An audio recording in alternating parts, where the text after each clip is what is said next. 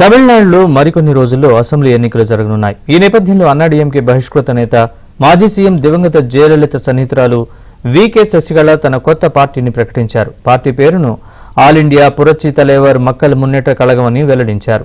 కొబ్బరి చెట్ల సమూహాన్ని పార్టీ గుర్తుగా ప్రకటించారు. తమ పార్టీ ఒక ఉమ్మడి కుటుంబంలా పనిచేస్తుందని, గుర్తు ఐక్యతకు చిహ్నమన్నారు.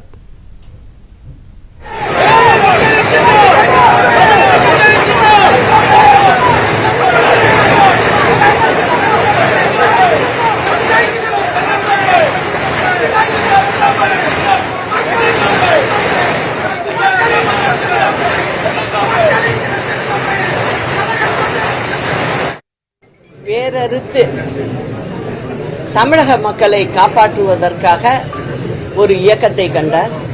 இந்த கட்சியை பொறுத்தவரைக்கும் ஏழைகளுக்காகவே உருவாக்கப்பட்டது.